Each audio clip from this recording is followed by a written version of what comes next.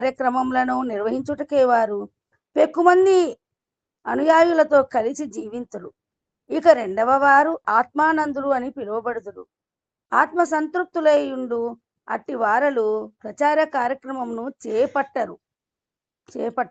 వారు భగవానునితో పాటు ఒంటరిగా వసింతురు. కర్దమముని ఈ కోవకు చెందినట్టివాడు. సమస్త క్లేశముల నుండి దూరుడై హృదయమందు దేవదేవుని నిలుపుకొని అతడు ఒంటరిగా నిలవగోరెను.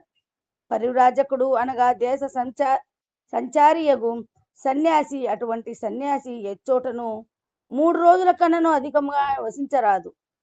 ఇంటింటికి తిరుగుచూ జనులకు కృష్ణభక్తి భావనను గూర్చి జ్ఞానోపదేశం చేయుటయే తన బాధ్యత అయినందున అతడు ఎల్లప్పుడూ సంచారము కావించుచుండవలెను. హరే కృష్ణ. హరే కృష్ణ మాతాజీ, చాలా బాగా చదివారు. ధన్యవాదాలు. ఓం నమో విష్ణుపాదాయ కృష్ణ ప్రేష్టాయ భూతలే శ్రీమతి భక్తి స్వామినితి నామని నమో విష్ణుపాదాయ కృష్ణ ప్రేష్టాయ భూతలే శ్రీమతి భక్తి వేదాంత స్వామినితి నామ నమస్తే సారస్వతి దేవి గౌరవాన్ని ప్రచార నిర్విశేష శూన్యవాద భాష్యాలు చేస్తారు. జై శ్రీకృష్ణ చైతన్య ప్రభు నిత్యానంద శ్రీ అద్వైత గదాధర శివాషాది గౌరభక్త బృంద. హరే కృష్ణ కృష్ణ కృష్ణ హరే హరే, హరే రామ రామ రామ హరే హరే. శ్లోకం: ఆస్మాభిపృచ్చోద్య పతిం ప్రజానాం త్వయావతీర్ణార్నాత్ ఉతాప్తకామః పరివ్రజత్పదావీం అస్థితోహం చరిష్యత్వాహం హృది యుంజన్ విశోకః. ఈ శ్లోకంలో కర్దమ్మని నా యొక్క గృహస్థ ధర్మాన్ని పాటించేశాను, నేను చేయవలసిన కర్తవ్యాలన్నీ నిర్వహించేశాను, కాబట్టి ఇప్పుడు నాకు చేయవలసిన పని ఏంటుంది? సన్యాసం తీసుకోవడం. ఈ సంసార సముద్రం నుండి నేను ఎలా బయటికి వెళ్ళాలి, నా యొక్క సమయాన్నల్లా భగవంతుడి కోసం ఎలా ఉపయోగించుకోవాలి, దానికోసం నేను ప్రయత్నిస్తాను. భార్య చేయవలసిన అవసరం లేదు, ఎందుకంటే అర్ధాంగి కదా, చేసిందల్లా హ్యాపీగా ఇక్కడ కూర్చొని తిన్నా సరే వచ్చేస్తుంది. ఇదే ఇదే స్త్రీలకు ఉండేటువంటి బెనిఫిట్స్. భర్త మంచి అదృష్టవంతుడైనటువంటి వైష్ణవుడు దొరికారనుకోండి, చాలా అదృష్టవంతులు. ఇంకా కంప్లీట్గా కేవలం సేవ చేసుకుంటే చాలు భర్తకి. వాళ్ళు ఎంత తపస్సు చేసుకున్న ఆ తపస్సు ఫలంలో సగం భార్యకి వచ్చేస్తుంది. ఇంకా భార్య జపం చేసుకుని అంతా బాగా చేసింది అనుకోండి, అదొక సగం ఇదొక సగం ఫుల్ అయిపోతుంది. ఇంకా ఆ భక్తి తట్టుకోలేరు. చాలా బాగుంటుంది. కానీ అంత అదృష్టమైనటువంటి భార్యాభర్తలు, అంత భక్తులైనటువంటి వాళ్ళు ఎక్కడో ఉంటుంటారు. ఒక భార్య భక్తురాలైతే భర్త ఉండడు, భర్త ఉంటే భార్య ఉండదు, వాళ్ళిద్దరు ఉంటే పిల్లలు పనికిమాలిన వాళ్ళు ఉంటారు, పుడతారు. పిల్లలు బాగుంటారు, తల్లిదండ్రులు కొన్నిసార్లు ఉండరు. అంతా విచిత్రాలు జరుగుతూ ఉంటాయి. ఏదేదైనా సరే, ఎవరో ఒక్కరు భక్తులైనా సరే వాళ్ళ కుటుంబం మొత్తానికి మంచి. ఎందుకంటే వాళ్ళ యొక్క సాంగత్య ప్రభావం వల్ల ఇతరులలో మార్పు వచ్చేటటువంటి అవకాశం ఉంది. ఒకవేళ రాకపోయినా సరే, ఈయన భగవద్భక్తి చేయడం వల్ల అందరినీ ఉద్ధరింపగలుగుతాడు. ఇక్కడికి అర్థముని సాక్షాత్తు భగవంతుని ప్రత్యక్షం చేసుకున్నాడు, కానీ ఇంకా ఇంకా ఆ ఆనందంలో విహరించాలి అనేటటువంటి భావనతో సన్యాసాశ్రమాన్ని తీసుకుంటున్నాడు. వర్ణాశ్రమ ధర్మాల్ని పాటించాలి కదా. బ్రహ్మచారిగా ఉన్నాడు, గృహస్థ తీసుకున్నాడు, వానప్రస్థ సన్యాసి. ఇంకా పుత్రుడు కూడా జన్మించాడు. సాక్షాత్ భగవంతుడే జన్మించినప్పుడు ఇంకేముంది? ఇంకా ఇల్లు ఇల్లు అనుకొని ఆ ధృతరాష్ట్రుడిలాగా పట్టుకొని ఉంటే అవుతుందా? అలా ఉండకూడదు అనేసి మన కర్దముని నిశ్చయించుకున్నాడు. ధృతరాష్ట్రుడు చూడండి, ఎన్నిసార్లు విదురుడు చెప్పినా సరే ఇంకా ఇంకా అనుభవించాలి, ఇంకా ఇంకా చూడాలి, ఇంకా ఇంకా భోగించాలనే కాంక్షతోనే ఉన్నాడు. ఆ భోగకాంక్షం వల్లే తన పుత్రుడి మీద అభిమానంతో ఆడు చెడు పనులు చేస్తున్నా సరే ఎప్పుడు కూడా గట్టిగా ఏం చెప్పలేకపోయాడు. ఆయన తండ్రికి తెలుసు స్వయంగా నా కుర్రవాడు చేస్తున్నది తప్పనేసి, కానీ ఏం చెప్పలేకపోయాడు. పుత్రాభిమానం, రాజ్యకాంక్ష 2 కూడా ఉన్నాయి. చివరికి అందరూ సచ్చిన తర్వాత విదురుడు గట్టిగా మాట్లాడిన తర్వాత అప్పుడు విడిచిపెట్టారు. అయితే మనమందరం కూడా ఉంటాం. మనం ఈ గృహస్థ ధర్మం నుండి సన్యాసం ధర్మంలోకి ఎళ్ళగలమంటే, ఎళ్ళవలసిన అవసరం లేదు ప్రస్తుత పరిస్థితుల్లో. వెళ్ళి ఏమి నాటు భాషలో చెప్తే బాగోదు గానీ, ఎళ్లి ఏం చేసేది మనం ఏం లేదు. హ్మ్. వెళ్ళిన సన్యాసులే చాలా బాధల్లో ఉన్నారు. వాళ్ళు సన్యాసం ఉండాలా? ఉండకూడదన్నట్టున్నారు. ఇంకా గృహస్థులు ఎలా ఉంటారు? కానీ ఒక విధంగా త్యజించినట్లయితే చాలా మంచిదే. మన దేశంలో చాలా ఆశ్రమాలున్నాయి. ఏదో ఒక ఆశ్రమాన్ని పట్టుకొని, అక్కడున్నటువంటి పాలిటిక్స్, రాజకీయం అన్ని దగ్గరలో జరుగుతుంటది. అటువంటి రాజకీయం గురించి మనం ఆలోచించకూడదు. ఆ! అటువంటి రాజకీయాలు ఏవి చూడకుండా మనకి తిండి పెడుతున్నారు. ఆ! మనం కావాల్సిందేంటి? భగవంతుడి యొక్క నామజపం చేసుకోవడమే. అలా ఉన్నట్లయితే హ్యాపీగా ఉండగలరు. లేకుండా అక్కడ ఉన్న మనం ఆల్రెడీ సంసారాన్ని విడిచిపెట్టాము. పెళ్ళాం పిల్లలన్నా విడిచిపెట్టి వచ్చి, మళ్ళీ ఇక్కడ కొత్త సంసారాన్ని తీసుకున్నామనుకోండి ఇంకేం లాభం? అలా ఉండకూడదు సన్యాసం. ప్రభుపాదుల వారు అందుకే చెప్పారు. ఒక స్థానంలో 3 రోజుల కంటే ఎక్కువ ఉండొద్దు అనేసి ప్రభుపాదుల వారే స్వయంగా చెప్పారు. ఎందుకంటే 3 రోజుల కంటే ఎక్కువ ఉన్నామనుకోండి, ఈ ప్లేస్ నాది అనేటటువంటి ఒక భావన అనేది ఏర్పడిపోతుంది. హ్మ్. దీన్ని ఈవెన్ చెట్టు దగ్గరైనా సరే 3 రోజులు ఉన్నామనుకోండి, ఇది నా చెట్టు. ఈ చెట్టు ప్లేస్‌ని ఇంకెవడన్నా ఆక్రమించేస్తాడేమో అని భయమొచ్చేస్తది. కాబట్టి మన ఆచార్యులు రోజుకో చెట్టు దగ్గర ఉండేవాళ్ళు. ఈరోజు ఈ చెట్టు దగ్గర ఉంటే రెండో రోజు. ఎందుకంటే వ్యామోహం అటువంటిది. సమస్తం విడిచిపెట్టినటువంటి భరతుడు రాజు. ఆ! ధనాన్ని, భార్యని, పిల్లల్ని అన్నిటిని విడిచిపెట్టేసాడు. తీరా వచ్చి అడవిలో ఆహ్, అప్పుడే చిన్న బుజ్జిగా ఉన్నటువంటి ఒక లేడీ, చిన్న లేడి దూడని చూసి, ఆ దూడని పెంచుకుంటూ, తినిపిస్తూ అలా ఏం చేశాడు? దానికి ఆకర్షితుడైపోయాడు. విడిచిపెట్టలేకపోతున్నాడు. ఎక్కడికెళ్ళినా నా దూడ ఎక్కడికెళ్ళిందో, ఎలా తింటుందో, దానికి ఏమైనా సింహం గట్ట వచ్చి ఏమైనా చేస్తదేమో, ఈ విధంగా ఈ విధంగా ఎప్పుడు కూడా ఆలోచిస్తే నెక్స్ట్ లైఫ్‌లో ఆయన జడభరతుడిగా మారిపోయాడు.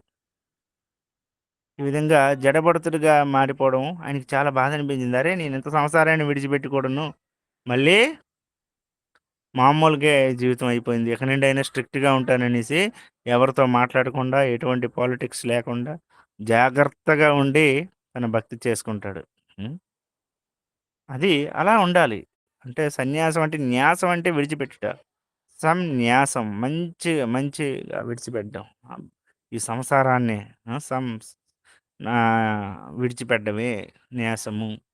అనాశ్రిత కర్మఫలం కార్యం కర్మ కరోతు సన్యాసి యోగి చ నా నిరగ్రన్న చాక్రియ అనేసి భగవద్గీత ఆరాధ్యం మొట్టమొదటి శ్లోకం అదే. సన్యాసం అంటే ఏ ఫలముల మీద కూడా ఆకర్షితన ఉండకూడదు. ఇది నాది. ఇది నేను చేశాను. దానివల్ల ఇంత ఫలితం వచ్చింది. మనం చూస్తున్నాం గదా! ఎన్ని ఆశ్రమాలు, మఠాధిపతులు మఠాల కోసం తన్నుకుంటున్నారు. మనం చూడలేదా? వింటూ ఉంటాం. సన్యాసులకి మఠాలెందుకంట? మఠాలు కడుతారు. దాని మీద వ్యామోహం పెంచుకుంటారు. ఆ మఠం ఈ మఠానికి ఏదైనా జరిగితే ఉండలేరు. ద్వంద్వాలన్నీ వచ్చేస్తుంటాయి. ఆ! ద్వంద్వాలన్నీ ఉంటే ఆ మఠానికి ఏదైనా అయితే సొంత శరీరానికి గాయమైనట్టే బాధ కలుగుతూ ఉంటుంది. చాలా కష్టం అసలు. ఒక సాధువు ఒక ఆశ్రమం పెట్టుకొని, ఒక సన్యాసి వ్యామోహం లేకుండా ఉండాలంటే అది చాలా అసాధ్యం. కానీ సాధ్యమే. ఎవరికో జరుగుతుంటది అలా. ఎవరో కానీ జనరల్‌గా సాధువులు ఒక ఆశ్రమం పెట్టుకొని నిజంగా సాధువుగా ఉండగలరంటే ఉండలేరు. అంటే ద్వంద్వాతీతులైతే మాత్రం అవ్వలేరు. ద్వంద్వాతీతో విమత్సరః అనేది భగవద్గీత సూత్రాన్ని పాటించడం కష్టం. ఆశ్రమం అనేసరికి ఇంకా పక్క స్వామీజీలందరికీ కోపమలా వస్తుంటాయి. వాడు ఆ స్వామీజీ ఎదిరిగిపోతున్నాడు. మంచి గుడి కట్టేసాడు. వాడికేంటి డొనేషన్స్ వస్తాయి. ఇంకా రకరకాలమైనటువంటి ఈర్ష్యాభావం అనేది కలుగుతూ ఉంటుంది. మనం చూస్తూ ఉంటాం. మన దాంట్లో కూడాను ఒక స్వామీజీ ఏదో అక్కడి నుండి విడిపోయి ఇంకో దగ్గర కడితే ఈ వీడికి కోపం వస్తుంటది. నా డొనేషన్స్ వల్ల అటెళ్ళిపోతాయేమనేసి. సో, ఇలాంటివి జరుగుతుంటాయి. నా ఏరియా, నాది ఎట్లాంటివి. ఈ ఈ భావననేది సాధువైపోయిన తర్వాత వదలకపోతే ఇంకేముంది. మనం ఎప్పుడు భగవంతుడి యొక్క లీలల్ని దర్శించగలం. ఆ దివ్య లీలల్ని ఎప్పుడు ఆస్వాదించగలం. రాధాకృష్ణులు నిన్నే చెప్పుకున్నాం. జగన్నాథుడు అహంకారాన్ని భంగం చేస్తాడు. ఈవెన్ సుదర్శన్ లాంటి మహాభక్తుడు ఎప్పుడు భగవంతుడి దగ్గర నిత్య పార్షదుడు. ఆయనకి చిన్న గర్వం వస్తేనే భగవంతుడు తట్టుకోలేక ఆయనకి గుణపాఠం చెప్పాడు. హ్మ్. అసలు చైతన్య మహాప్రభు ఏరా వైరాగ్య ప్రధాన్ అనేసి చైతన్య చరితామృతం చెప్తుంది. ఆ ఆ యొక్క సనాతన గోస్వామిని కలుసుకునేటప్పుడు ఆ లీలలో ఆ! చైతన్య మహాప్రభువులో అత్యంత ప్రధానమైనది ఏంటంటే వైరాగ్యం ఉండాలంట. వైరాగ్యం లేకుండా చైతన్య మహాప్రభు ఆహ్, భక్తులము, అనుయూయులం అని చెప్పుకోవడం అది పెద్ద మోసం అనమాట. వైరాగ్యం లేకపోవడం అంటే ఇంకేంది. హ్మ్. అందుకే చైతన్య మహాప్రభు శిష్యులు చూడండి. పవర్‌ఫుల్ అసలు. ఒక్కరు కూడాను వాళ్ళ కోసం ఒక చిన్న గుడిసె కూడా కట్టుకోకున్నట్టు అంత తపస్సులు చేసినారు. చోటా హరిదాస్ ఠాకూర్ సన్యాసి. ఒక స్త్రీ దగ్గర ఏంటిది భిక్షం అన్నం అడుక్కున్నాడు అంతే. ఒక యువతి మంచి వయసులో ఉన్నటువంటి యువతినండి భిక్షం. ఆ! వయసులో కూడా లేదంట, కొంచెం పెద్దాయనంట. అయినప్పటికి కూడా చైతన్య మహాప్రభు యాక్సెప్ట్ చేయలేదు. "నువ్వు నా శిష్యుడిగా ఉండడానికి పనికిరావు పో" అనేసారు. ఎందుకనేసారంటే భగవంతుడు ఇష్టపడడు. వైరాగ్యంతో ఉండాలి. నువ్వు సన్యాసం అయిపోయి లోపలొకటి మిథ్యాచార చ ఉచ్యతే అన్నట్టు భగవద్గీతలో. ఇంద్రియాలు బయట చూస్తే నువ్వు అంత వైరాగిలాగా సన్యాసి బట్టలేసి, అంత త్యజించాను, వ్యామోహం లేదన్నట్టు ప్రవర్తించి, లోపల మాత్రం అబ్బా! అది దొరికితే బాగున్నే, ఇలా డబ్బుంటే బాగున్నే, లేపోతే ఒక సుందరమైనటువంటి స్త్రీ ఉంటే బాగుండే, భోగించేవాళ్ళమే అనేటటువంటి విషయాల గురించి ఆలోచిస్తే ఆడు మిథ్యాచారి. మిథ్యాచారి విమూఢాత్మ అనమాట. హ్మ్. ఇంకా అంటే ఇది ఇంటెన్సిటీ గురించి చెప్తున్నాం. సాధకులం కాబట్టి మనకి తప్పదు ఇవన్నీ ఉంటాయి అనుకుంటా. కానీ జనరల్‌గా చైతన్య మహాప్రభు ఏమంటే అలా చైతన్య మహాప్రభు దర్శనం చేసుకోవడానికి కనీసం ఒక అర కిలోమీటర్, కిలోమీటర్ దూరం నుండి చూసుకుంటూ దర్శనం ఎళ్ళిపోయేవాళ్ళంట. ప్రభుపాదుల వారు తన పుస్తకాల్లో రాశారు. ఎందుకంటే దగ్గర ఒక సన్యాసి ఆయన ఉదాహరణగా ఉండాలి జనాలకి. ఐడియల్‌గా ఉండాలి. ఎగ్జాంపుల్‌గా ఉండాలి. ఈయనే అందరు ఆడోళ్ళతోటి తిరుక్కుంటూ హరే కృష్ణ మీరందరూ గోపికలు నేను కూడా కృష్ణుడిని అనేసి అంటే అసలుది పోయిందింక. సన్యాసులందరికి ఏం చెప్పేది?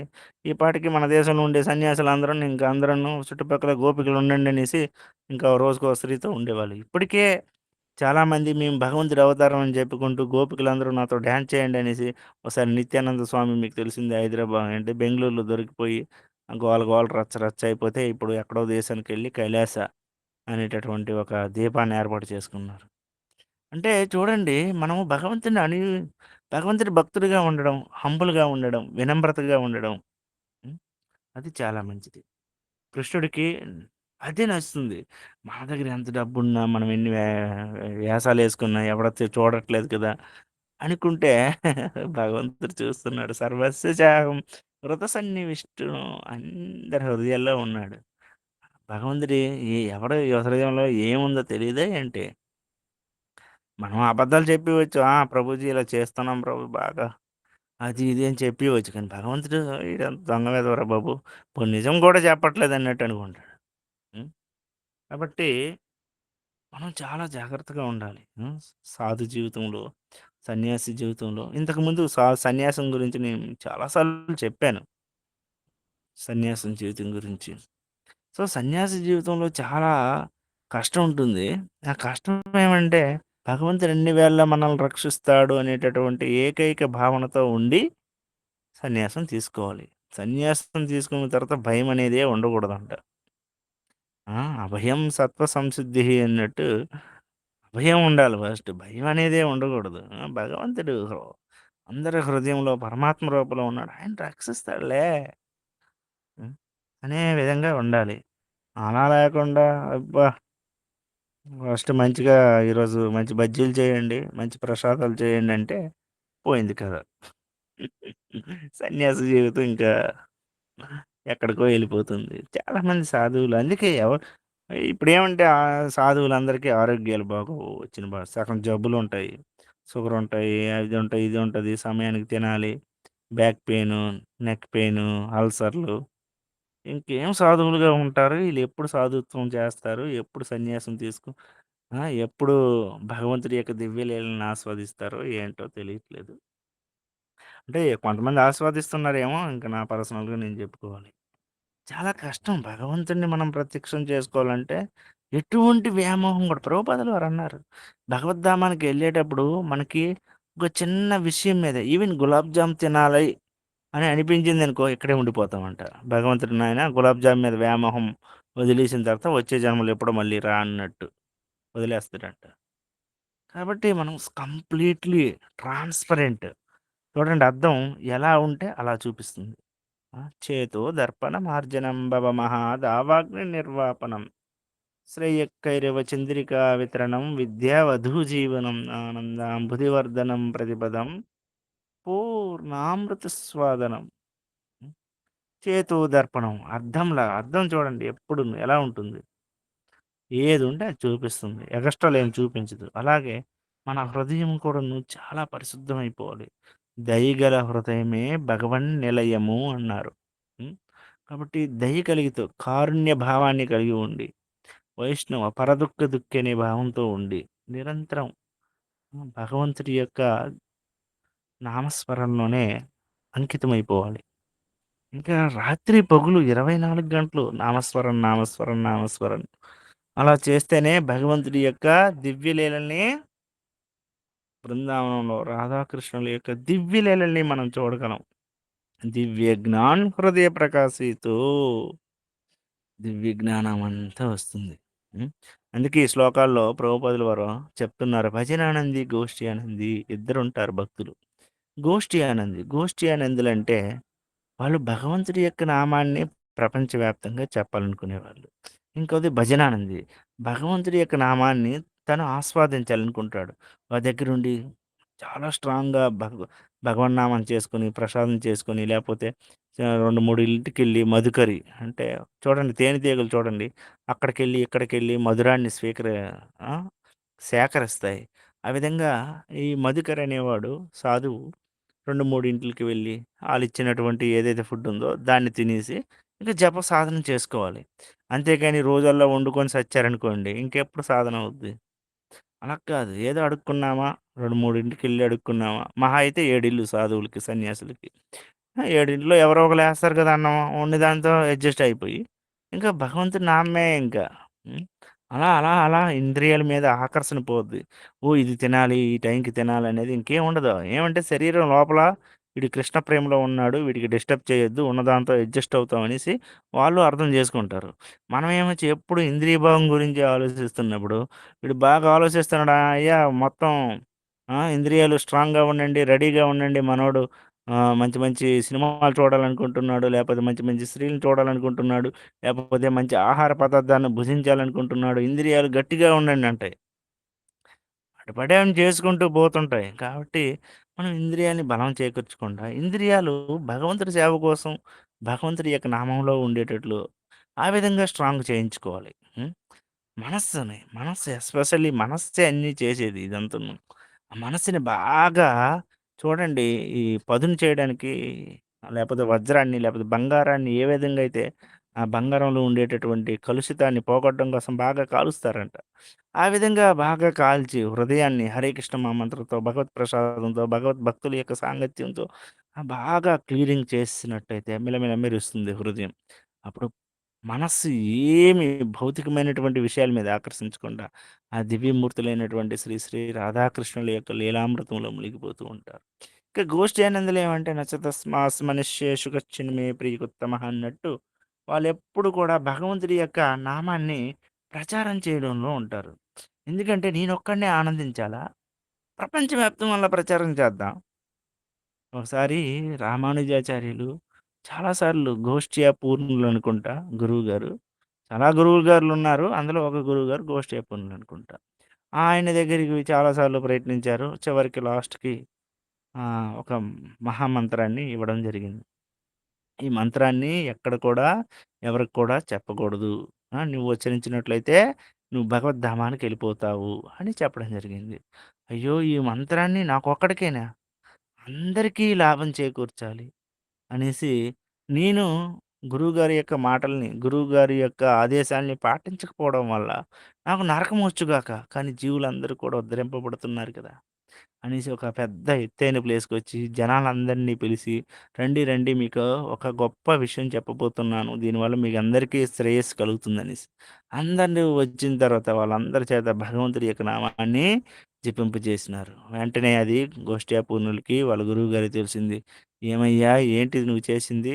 నీకు చెప్పకూడదని నా యొక్క ఆదేశాన్ని నువ్వు తిరస్కరించడం వల్ల నువ్వు నరకానికెళ్తావు. ఆ విషయం నీకు తెలుసా?" అంటే నేను వీళ్ళందరూ ఉద్ధరించడం వల్ల ఉద్ధరింపబడి నేను నరకానికి వెళ్ళడానికైనా సిద్ధంగా ఉన్నాను స్వామి అంటారు.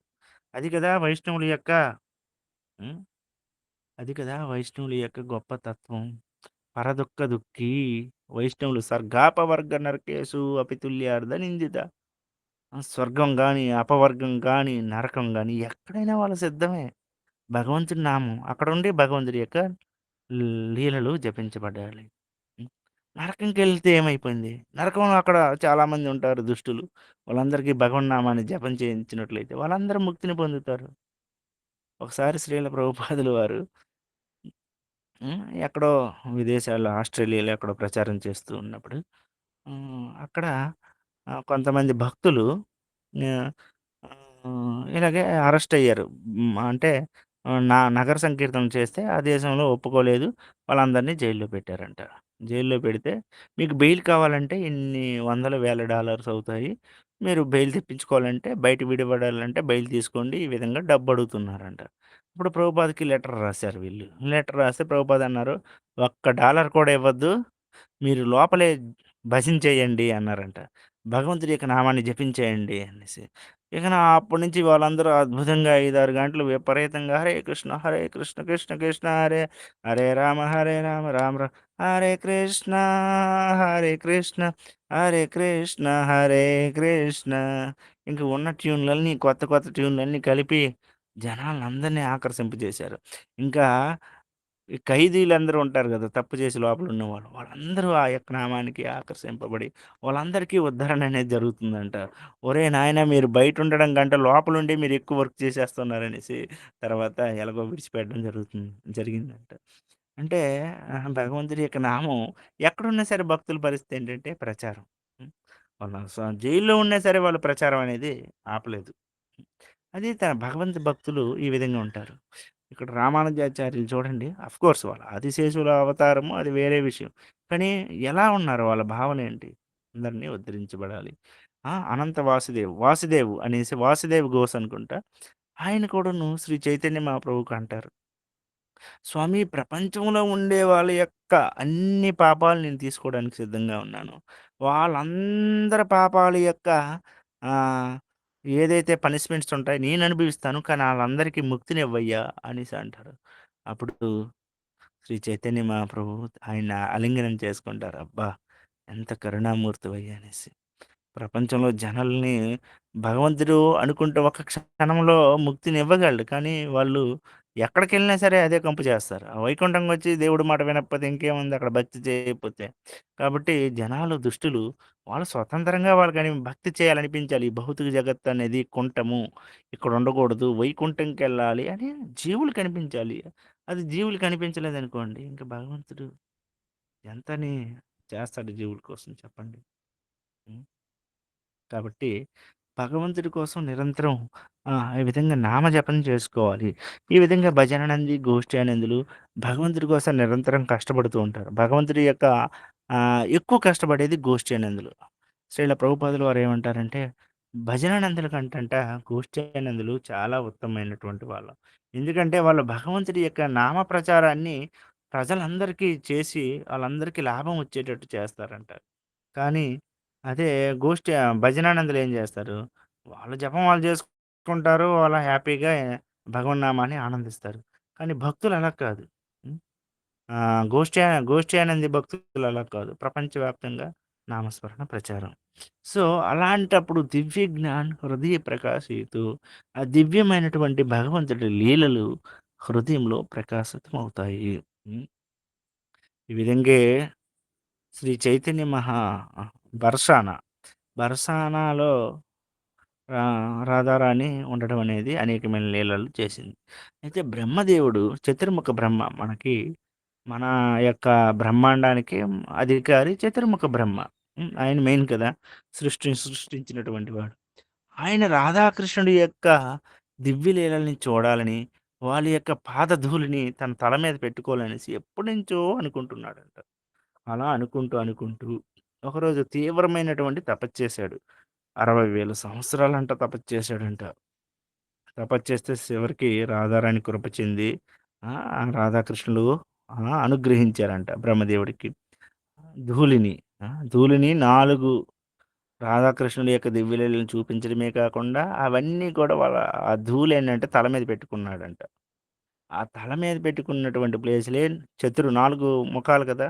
4 వేదాలు వచ్చినటువంటి కాబట్టి, ఆ 4 వేదాలు ఉన్నటువంటి ఆ చతుర్ముఖ బ్రహ్మ తల మీద రాధాకృష్ణుల యొక్క ధూళి ఉండడం జరిగింది. ఆ 4 ఉన్నటువంటివే 4 పర్వతాలుగా ఏర్పడ్డాయి బర్షానాలు. అవే మాన్‌గఢ్, దాన్‌గఢ్, బాన్‌గఢ్, విలాస్‌గఢ్ అనేటటువంటి 4 ప్లేసులు. హ్మ్. భగవంతుడు చూడండి తన దివ్యమైనటువంటి లీలలు ఒక సాధారణమైనటువంటి మనుషులు చేసే విధంగా ఎప్పుడైతే అనుకుంటామో వాడు భక్తికి ఇంకా ఒక మెట్టు కూడా ఎక్కలేదనేసి అర్థం. జన్మ కర్మచ మే దివ్యం. కాబట్టి చాలా పవిత్రమైనటువంటివి. కృష్ణుడు ఆ! ఎంతో పంతాస్తి కోటి శతవత్సర సంప్రగమ్యో వాయోరథాపి మనసో మునిపుంగవానం. చాలామంది మునులు, యోగులు, ఋషులు వాయువును స్తంభించి ఆ! గాలిని కూడా పీల్చుకోకుండా వాళ్ళు భగవంతుడిని కట్టేయాలనేసి, హృదయంలో కట్టేయాలనేసి కొన్ని వందల వేల సంవత్సరాలు తపస్సు చేస్తుంటే వాళ్ళకి దొరకట్లేదు. అలాంటిది అటువంటి సకల బ్రహ్మాండాలకి అధిపతి అయినటువంటి స్వామి. ఆ స్వామి తన భక్తులతో ఆనందిస్తున్నాడు. చిన్న చిన్న లీలలు చేస్తున్నాడు. అవి సామాన్యమైనటువంటి ఒక చిన్న పిల్లలు మనం కూడా అలాగే ఆడుకున్నాంలే అన్నట్టు భావిస్తే వి ఫెయిల్డ్ అనమాట. మనం ఫెయిల్ అయిపోయినట్టే. భక్తిలో పాస్ అవ్వలేదు అనేసి అర్థం. అయితే ఒకానొక లోయల దానలీల అనేసి భగవంతుడు టాక్స్ కలెక్టర్‌గా ఉంటాడు. అంటే ప్రతిరోజు గోపికలు హ్మ్. అలా వెళ్ళి మధురకి పాలు, పెరుగు, వెన్న, నెయ్యి ఇటువంటివన్నీ అమ్ముతూ ఉండేవాళ్ళు. అమ్మేటప్పుడు అక్కడ ఒక షార్ట్‌కట్ రూట్ ఉండేదంట. శంకర్ ఖోర్ అనేటటువంటి ప్లేసు. ఆ ప్లేస్‌లెళ్ళి వెళ్ళేవాళ్ళనమాట. ఆ విధంగా వెళ్తూ మథురాకి వెళ్ళి అక్కడ అమ్ముకొని మళ్ళీ వెనక్కొచ్చేసేవాళ్ళు. ఇది కృష్ణుడు పెట్టుకున్నాడు.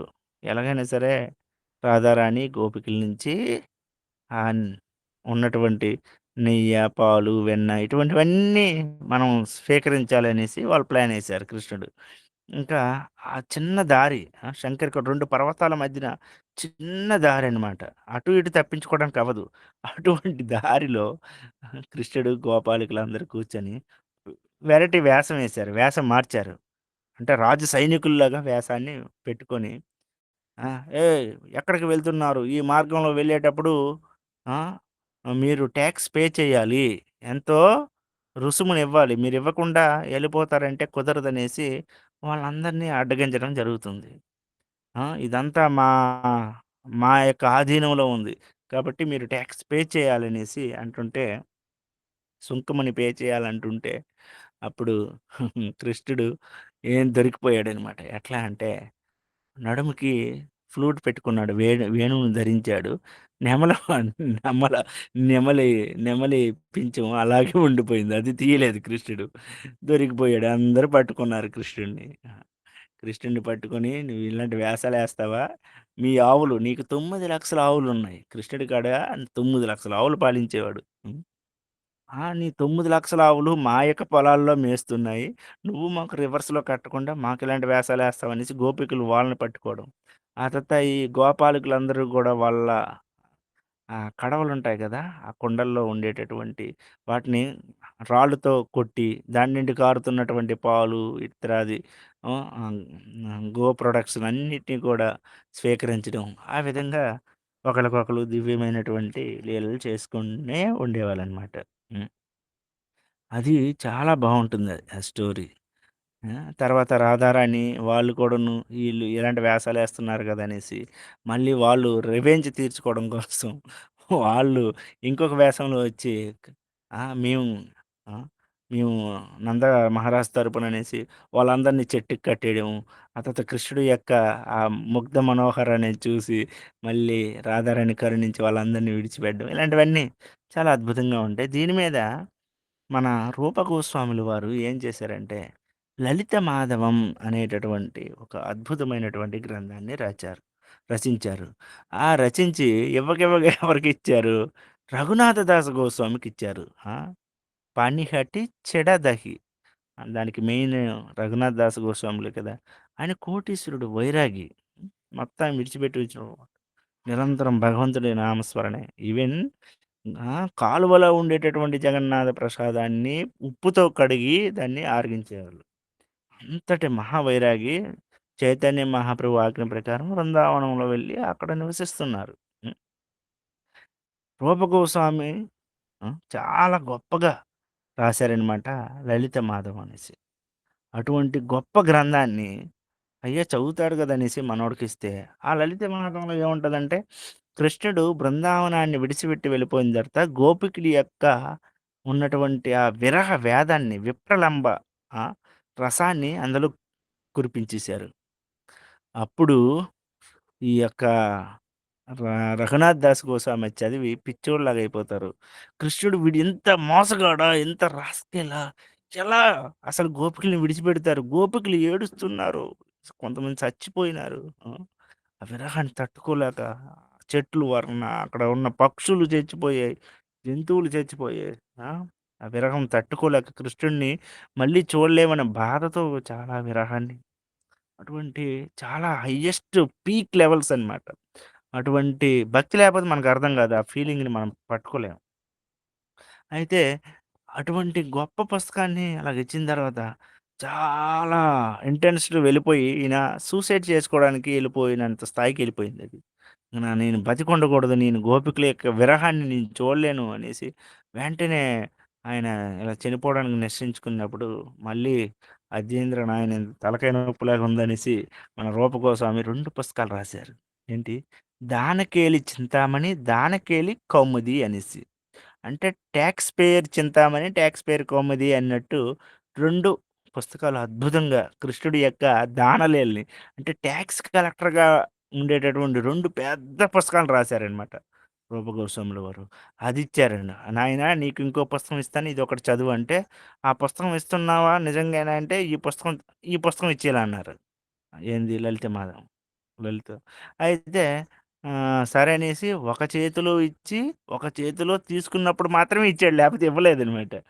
అలా తీసుకున్న తర్వాత 'దానకేలి కౌముది' అనే పుస్తకాన్ని చదివినప్పుడు ఇక నవ్వుతూ అందులో చాలా కృష్ణుడు చేసేటటువంటి రకరకాల వేషాలు చూసి అక్కడ అనేకమైనటువంటి దివ్యలీలలను చూసి, విని చాలా ఆస్వాదించి నవ్వుతూ ఇంక మామూలుగా అయిపోయాడనమాట. ఇంక చనిపోవాలనే విషయం వదిలేసాడు. అది ఒకానొక పుస్తకం. మీకు ఎప్పటికైనా వాళ్ళయి గౌడీ వైష్ణవ్ దగ్గర దొరికితే చదవండి. 'దానకేలి చింతామణి కౌముది', 'దానకేలి కౌముది' రూపగోస్వామి చాలా బావుంటాయి. అవి ఏదైతే ఏదైనా సరే మనం మంచిగా భక్తి చేసిన తర్వాతే చెయ్యాలి. ఆ రోజు మనం బాగా జపం చేశాము. బాగా ఉంది. మంచి ఫీలింగ్స్‌లో ఉన్నాయండి. ఆ! ఏమి తప్పుడు పనులు లేవు. అబద్దాలు ఆడలేదు. బాగా ఉన్నానంటే అలాంటప్పుడు భగవంతుడి యొక్క నామాన్ని ఇటువంటి పుస్తకాలు చదవాలి. ఊరికినే చదివేసామంటే ఇంకేం చదివినామని చెప్పుకోవడానికే కానీ మీరు ఆ రసామృతాన్ని మాత్రం తాగలేరు. సో, రసామృతం తాగాలంటే హృదయం అనేది అత్యంత శుద్ధీకరణం అనేది జరగాలి. అప్పుడు మాత్రమే అది జరుగుతుంది. హ్మ్. అయితే అటువంటి దానకేలిలో ఒకసారి ఏం జరుగుతుందంటే, ఒక బ్రాహ్మణుడు తన కుమార్తెని వివాహం చేయడానికి చాలా ప్రయత్నిస్తున్నాడు. ఎందుకంటే అప్పుడు కూడా కట్నాలుండేవి. కానీ కట్నం లేనిదే ఎవరు పెళ్లి చేసుకుంటారంట. పోనీ పెళ్లి చేసిన తర్వాత ఎంతో కొంత కట్నం ఇవ్వాలి గదా! తండ్రి బాధ్యత. ఇప్పుడులాగా లంచం ఏంటిది ఆ! ఆ! కన్యాదానం ఇచ్చిన తర్వాత వరకట్నం చాలా ఎక్కువ ఇప్పుడు హరాస్మెంట్‌లు జరుగుతున్నాయి గానీ, అప్పటి రోజుల్లో అలా కాదు. ప్రేమతో ఇచ్చేవాళ్ళు వరకట్నం.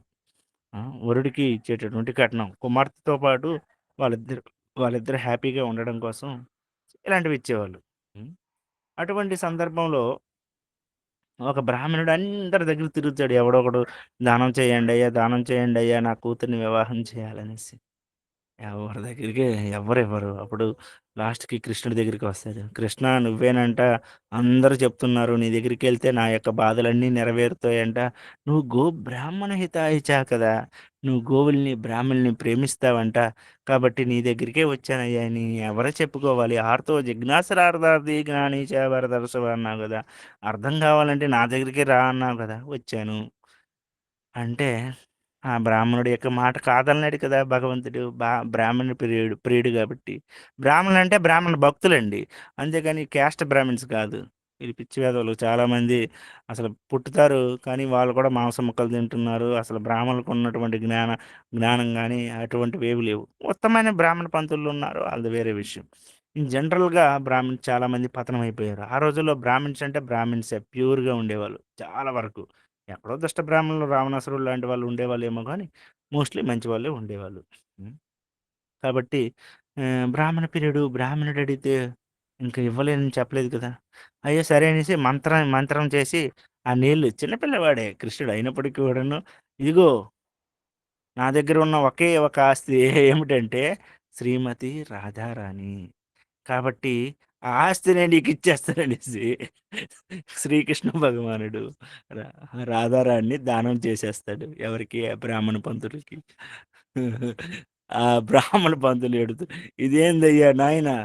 ఇంతకు వరకు ఒక కూతురిని ఎలా పెళ్లి చేయాలని బాధపడుతుంటే, నువ్వు ఇంకో కూతురిని కూడా ఇచ్చేసినావే. ఇద్దరు కూతుర్లు ఇప్పుడు నేను ఎలా పెళ్లి చేసేది? ఎలా బాధలు పడేది? నాకేం తెలీదు. నాకిద్దరు నాకు ఒకే ఒక్క ఆస్తి ఉంది. అది రాధారాణి." ఈ విషయం రాధారాణికి తెలుస్తుంది.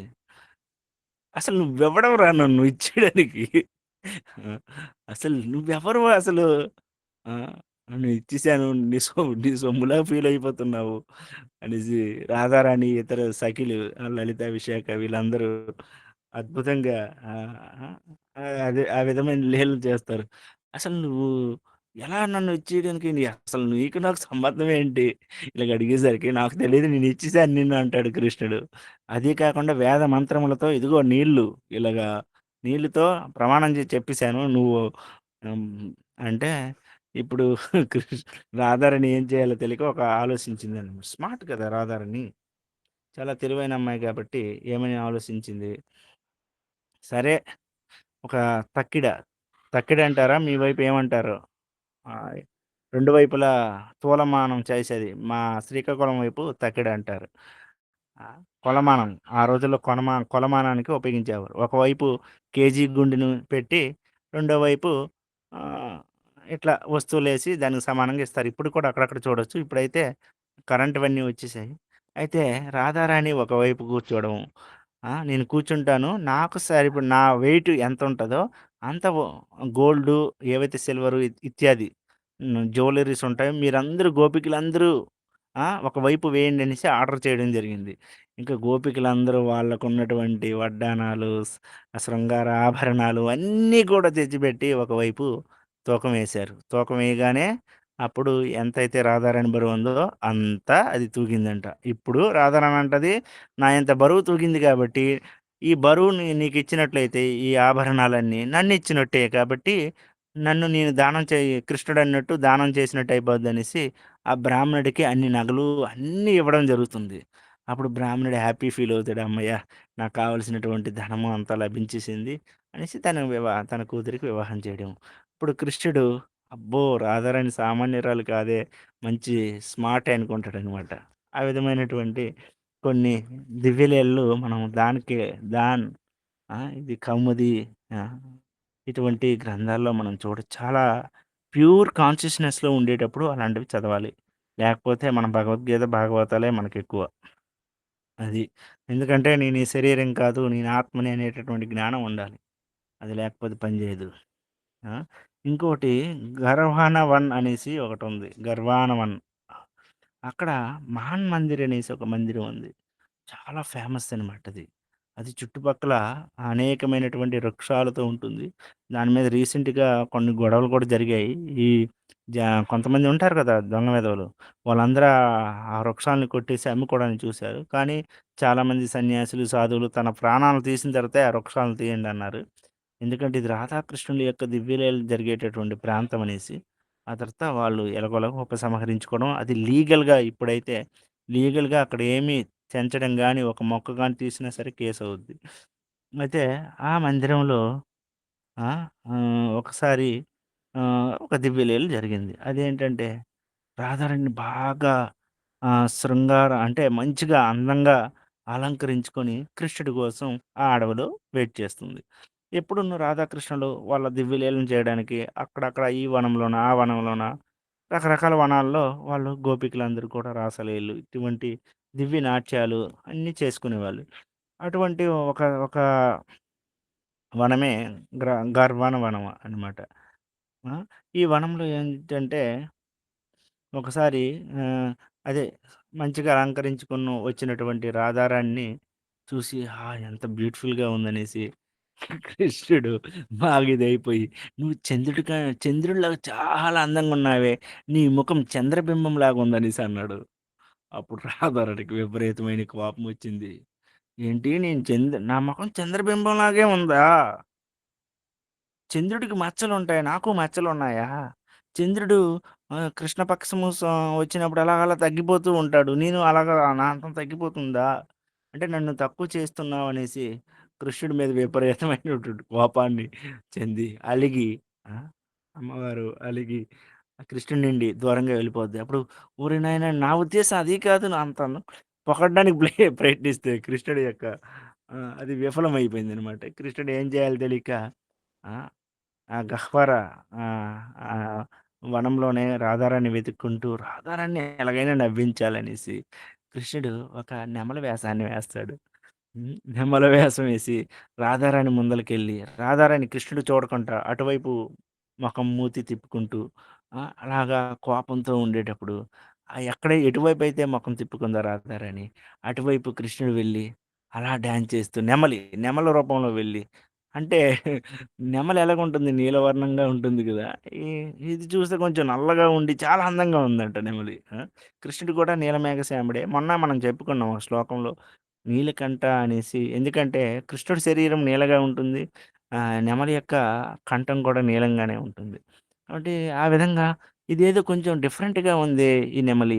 హ్మ్. బాగా డాన్స్ చేస్తుంది.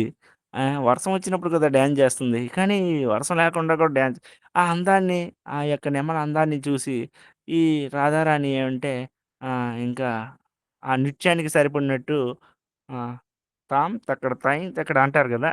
సంగీతంలో. ఆ విధంగా ఆహ్, రాగం పాడుతూ ఉందంట. తాళం కలుపుతూ ఉందంట. కృష్ణుడు డాన్స్ చేస్తున్నాడు. అలాగలాగా రాధారాణి కూడా డాన్స్ చేయడం, ఆ తర్వాత నవ్వడం, ఆ తర్వాత కృష్ణుడు ఆమె యొక్క క్రోధాన్ని ఇంకా తగ్గించి మళ్ళీ వాళ్ళు ఈ విధంగా దివ్యమైనటువంటి లీలలు చేశారనమాట.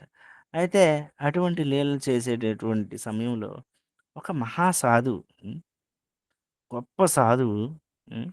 ఆయన రాధాకృష్ణుల యొక్క గహ్వర గహ్వర వనంలో చేసేటటువంటి లీలలన్నిటిని కూడా నేను చూడాలి అనుకోని ఎక్కడి నుండో వచ్చి తపస్సు చేయడానికి వచ్చేసాడు. వచ్చేసి ఈ మందిరంలోనే తపస్సు చేసినాడంట విపరీతంగా. కానీ ఆయన ఏంటంటే బ్లైండ్ అనమాట. ఆయనకి కళ్ళు లేవు ఆ సాధువుకి. కానీ కళ్ళు భౌతికమైనటువంటి వస్తువులు చూడడానికే. కానీ ఆధ్యాత్మిక వస్తువులు చూడడానికి భగవంతుడి యొక్క ప్రేమ కావాలి. ప్రేమాంజునచ్చరిత భక్తి విలోచనేన సంతః సదైవ హృదయేషు విలోకయంతి. సో, శ్యామసుందరం. ఆ శ్యామసుందరిని చూడాలంటే ప్రేమ కదా కావాల్సింది. బాగా తపస్సు చేశాడు. శుద్ధీకరణం 60 సంవత్సరాలు తపస్సు చేశాడంట సాధువు. రీసెంట్‌గా ఇది జరిగింది. ఎప్పటిదో కాదు నేను చెప్పేది. రీసెంట్‌గా స్టోరీ. 60 సంవత్సరాలు తపస్సు చేసిన తర్వాత రాధారాణి చాలా కరుణించి, ఆ తపస్సు మెచ్చుకొని దర్శనం ఇచ్చిందంట. ఆ! అయ్యా! అనేసి. ఆ! అయితే నా యొక్క దివ్యలీలలన్నీ నీకు చూపిస్తాను రాధాకృష్ణులు. అంటే మా ఇద్దరి దివ్యలీలలు. కానీ నువ్వు ఈ యొక్క దివ్యలీలల్ని బొమ్మల రూపంలో ప్రపంచానంతకి ఈ గోడల మీద రాసి చూపించాలి అన్నదంట. ఆ! కృష్ణుడైతే ఏం చెప్తాడు నార్మల్‌గా, "నువ్వెవ్వరికీ చెప్పకు నేనిలా కనిపించినట్టు గాని, నేను ఇటువంటి లీలలు చేసినట్టు గాని" అనేసి కృష్ణుడు చెప్తాడు. కానీ అమ్మవారు అలా కాదు రాధారాణి. రాధారాణి అంటది, "ఈ కృష్ణ ప్రేమ అనేది అందరూ చూడగలగాల. అందరికీ పొందాలి. అందరూ కూడా ఆ భావంలో బద్ధజీవులందరూ కూడా ఉద్ధరింపబడ్డాలనేసి" అమ్మవారు ఇంకా ఇంకా కరుణాపూరితం అనమాట. అందుకే మనం రాధారాణి కరుణ లేనిదే మనం ఏది పొందలేం. కాబట్టి రాధారాణి అలాగనగానే సరేనమ్మా అంటే మరి నేను గుడ్డి కనిపించదు కదా! నాకు వస్తువులు ఎలా వస్తాయంటే, "నీకేం లేదు భూమిని ఇలా తడివితే నీకేది కావాలంటే అది వస్తదనేసి." అప్పుడు అన్నీ జరుగుతాయి. ఆయన అద్భుతంగా గుడ్డివాడయ్యుండి రాధాకృష్ణుల యొక్క అద్భుతంగా ఆ! చాలా అందంగా ఎలా చేశారనేదే ఆశ్చర్యపోతాం మనం. మీరు చూసారంటే ఒకసారి అక్కడికి వెళ్ళినట్టు చూస్తే తెలుస్తుంది. రాధారాణి యొక్క హ్మ్. యొక్క దివ్యమైనటువంటి ఫోటోలు మీకు గూగుల్‌లో కూడా దొరకొచ్చు. హ్మ్. హ్మ్. సో, చాలా అందంగా ఆయన బొమ్మలు వేయడం జరిగింది. అసలు నిజంగా ఇలాగేశారా అన్నట్టు అనిపిస్తది. అంటే రాధారాణి కృప అనమాట. ఇంకొక సాధువు అదే గవ్వర వనంలో ఉండి నేను గ్రూప్‌లో మీకు పెడతాను ఆ ఫోటో రాధాకృష్ణుల ఫోటో. తర్వాత మీరు చూసుకోవచ్చు గాక. హ్మ్. అయితే ఆయన వేసిన ఫోటో చూపిస్తాను. ఇంకో సాధువు అదే గహ్వరవనంలో భగవంతుడి యొక్క నామజపం చేసుకుంటూ ఉండేవాడు. ప్రతిరోజు కూడా ఒక సింహం వచ్చి నామజపాన్ని వింటూ, ఆయనకి తపస్సు చేసుకుంటూ, ఆయనతో పాటు వింటూ, ఆయనతో పాటు ఉండేదనమాట. ఒకసారి సింహంకి ఆ చెవుట్లోనే నామస్మరణ చేశాడంట. అది విని ఇంకా సాష్టాంగ దండ ప్రణామాలు చేసింది. ఇంకా ఈయన మధుకరి కదా! ఏదో అడుక్కుంటూ ఏదో ఉన్న దాంట్లో తెచ్చుకొని తినేవాడు. ఈ సింహం కూడాను గురువుగారిగా భావించి ఇంకా రోజు ఈయనతో పాటు వెళ్తే అందరూ భయపడి తలుపులేసేసేవాళ్ళు మొట్టమొదటంట. ఆ తర్వాత కాలంలో ఈ గురువుగారు ఎళ్ళకపోయినా సరే సింహం వెళ్లి ఒక సంచి తీసుకొనెళ్ళి, ఆ సింహం వెళ్తే అందరూ భయపడకుండా ఇది మంచి వైష్ణవ సింహం అనేసి అందరూ కూడా ఆ యొక్క చపాతీలు, ఏవో సబ్జీలు అన్నీ ఆ సంచిలో వేసుకొని ఇచ్చేసిందంట. కొంచెం ఒకళ్ళ ఇద్దరికి సరిపడినట్టు వచ్చిన తర్వాత దాన్ని తీసుకెళ్ళి గురువుగారి ఆశ్రమంలో పెట్టేసేది. ఆ విధంగా భగవంతుడి యొక్క దివ్య లీలనేది ఒకసారి అదే ఆశ్రమంలో రీసెంట్‌గా జరిగినటువంటిది ఇది. హ్మ్. ఇంకోటి ఇంకొక కథ చెప్పాలనుకున్నాను. ఏంటది? ఆహా! ఒకసారి మధుమంగలో ఆ దగ్గరలో ఒక సింహాసనం ఉంటుంది. ఆ దగ్గరలో ఇప్పటికి కూడా ఉంది. ఆ సింహాసనం ఏంటంటే, ఒకసారి గోపికల యొక్క ఇంట్లో కృష్ణుడు, మధుమంగలు ఆహ్, ఇంకా ఎవరు మధుమంగలు, విజయి, అర్జున, ఆ! మన మండలభద్ర ఇత్యాది బలభద్రుడు అంటే కృష్ణుడు యొక్క అన్నయ్య వీళ్ళందరూ కూడా ఒకానొక ఇంటిలో గోపికల ఇంట్లో ఆహ్, హ్మ్. ఏంటంటే దొంగతనం చేస్తూ ఉన్నారు. దొంగతనం చేస్తే గోపికలు ఏం చేశారు, బయట నుండి గడి పెట్టేసారు. బయట నుండి తాళమేసారు. చచ్చాంరా బాబు అనుకున్నారనమాట ఈళ్ళందరూను. అనుకున్న తర్వాత ఎలా తప్పించుకోవాలని అంటే కృష్ణుడు ఐడీ ఇచ్చాడు. మీద నుండి ఆ కిటికీ ఉంది కదా! కిటికీ నుండి దూరండి అందరూను బయటికెళ్ళిపోండి అంటే అందరూ దూరుతున్నారు. బలరాముడు ఎళ్ళిపోయాడు, కృష్ణుడు ఎళ్ళిపోయాడు, అర్జునుడు ఎళ్ళిపోయాడు. అర్జున అంటే ఆ అర్జున కాదు. గోపికల్లో అర్జునుడు. హ్మ్. ఆ మండల భద్ర ఎళ్ళిపోయారు. ఇతర కోతి కూడా ఎళ్ళిపోయింది. ఇతర గోపికలు కూడా వెళ్ళిపోయారు. లాస్ట్‌కి మధుమంగళ బ్రాహ్మణుడు కొంచెం లాఫీస్ సరదాగా ఉంటాడనమాట. కామెడీ టైప్ అనమాట. లావుగా ఉంటాడు. బ్రాహ్మణుడు ఎంత పిలక పెట్టుకొని పాపము దూరడానికి ప్రయత్నించాడంట. తల ఎళ్ళిపోయింది. ఆ! వక్షస్థలం వరకెళ్ళిపోయింది. లాస్ట్‌కి ఈ కడుపు దగ్గరికొచ్చేసరికి ఆగిపోయిందనమాట. అటు ఎళ్ళలేకపోతున్నాడు, ఇటు రాలేకపోతున్నాడు. అప్పుడు గోపికలు పట్టుకొని మధుమంగలకి చెట్టుకి కట్టేసి పిలకని మీదకి విడదీసి అయ్యో! నా వల్ల నా మధుమంగలుడికి వచ్చి ఈలోపు ఏమంటే కృష్ణుడు కొన్ని దొంగిలించారు గదా! వాటినన్నిటిని ఎంజాయ్ చేస్తున్నారు. ఏ కృష్ణ, కృష్ణ, కృష్ణ రక్షించు ఈ గోపికలందరూ నన్ను ఇబ్బంది పెడుతున్నారంటే సరే, సరే అనుకోని కృష్ణుడు వెళ్ళి, "నా వల్ల కదా ఇదంతా జరిగింది. ఆ! మీరు ఎందుకు మధుమంగల్ని ఇబ్బంది పెట్టకండి. మీరు అపరాధం చేస్తున్నారు. ఈయన బ్రాహ్మణుడు. బ్రాహ్మణి యొక్క శాపం మీ అందరికి తగులుతుంది. మీరు వెంటనే విడిచిపెట్టండి" అనేసి ఆ గోపికలకి చెప్పగానే వాళ్ళు ప్యూర్ భక్తులు. వాళ్ళకి బ్రాహ్మణ శాపాలు గాని, బ్రాహ్మణులకి ఏముండదు. అయినప్పటికి కూడాను భగవంతుడి లీలలు. సరే కృష్ణుడు చెప్పాడు గదా! మనం బ్రాహ్మణులకి దోసం, అపకారం చేశాము. అంటే బాధ పెట్టేటట్టు చేశాము. కాబట్టి ఏం చేయాలి? అనేటప్పుడు ఆహ్, ఆయన ఈయన్ని మీ అందరూ కలిపి ఆ సింహాసనం మీద కూర్చోబెట్టండి అనేసి ఒక సింహాసనం మీద కూర్చోబెట్టి తన భక్తుడిని మధుమంగల్ని గొప్పగా చేయడం జరుగుతుంది. ఇంకోటి ఇంకోసారి అది ఎక్కడో మధ్యలో చెప్పడం మర్చిపోయాను. కృష్ణుడేమొచ్చి ఒకసారి ఈ విధంగా దొరికిపోతే కృష్ణుడికి ఏం చేస్తారంటే ఆహ్, ఆయన ఆడవాళ్ళ వేషం వేయించి వాళ్ళ చేత గోపికలు రాధారాణి వాళ్ళ నాట్యం చేయించడం ఇవన్నీ చేస్తారనమాట. అదే దానకేలి అనేటటువంటి ఆ కథలోనే వస్తుంది. అక్కడ ఒక అద్భుతమైనటువంటి మందిరం ఉంది. శ్రీ శ్రీ రాధా దానబిహారి. మనం బరసాన వెళ్తే 1 కిలోమీటర్ దూరంలో ఉంటుంది బస్ స్టాండ్‌కి. మనం కంపల్సరీగా వెళ్ళాలి. రాధా దానబిహారి. ఆ దానబిహారి మందిరంలో రాధాకృష్ణులుంటారు. ఇప్పుడు అక్కడ ఎలాగుంటది తెలుసా? రాధారాణి ఫ్లూట్ పట్టుకొని కృష్ణుడి రూపంలో ఉంటుందంట. కృష్ణుడు రాధారాణి రూపంలో ఉంటాడు. మనమేమనుకుంటాం ఫ్లూట్ పెట్టుకున్నాడు కదా! కృష్ణుడు, రాధారాణి ఇది పక్కదనుకుంటాం. కానీ లోకల్ వాళ్ళేమంటారంటే రాధారాణి రాధారాణి కృష్ణుడి వేషంలో ఉంటుందంట. కృష్ణుడు రాధారాణిగా చీర కట్టుకొని ఉంటాడంట. అది చాలా బావుంటుంది. ఆ! సరే. ఈ విధంగమైనటువంటి దివ్య లీలల్ని ఇవన్నిటిని ఆస్వాదించాలంటే, భగవంతుడు మన ముందలే చూపించాలంటే, మనమందరం భగవంతుడికి అంత ప్రేమకి లొంగిపోవాలి. మన ప్రేమ ద్వారా ఆయన లొంగిపోవాలి. మనం అంత భక్తి చేయాలి. అంత నామస్మరణ చేయాలి. అప్పుడు కదా భగవంతుడు ఆ! ఆహా! ఈడురా నా భక్తుడు అనుకోని, వెంటనే ఆ దివ్య లీలలను అన్నిటిని కూడా మనకు చూపించగలడు. మనం అసలకే ఏమి లేనప్పుడు భగవంతుడు ఎందుకు ఆ విధంగా తన దివ్య లీలలను చూపిస్తాడు చెప్పండి. కాబట్టి భగవంతుడికి మనం కంప్లీట్‌గా సరెండర్ అయిపోవాలి. సరెండర్ అయిపోయి ప్యూర్‌గా కృష్ణ నీ నామం తప్ప ఇంకేమీ వద్దు అనే విధంగా ఉంటే కంపల్సరీగా భగవంతుడు మనల్ని ఉద్ధరిస్తాడు అని చెప్పుకుంటూ హరే కృష్ణ కృష్ణ కృష్ణ హరే హరే హరే రామ రామ రామ హరే హరే అని ముగిస్తాను. ఇంకొక విషయం రేపు నుండి క్లాసులు ఉండకపోవచ్చు.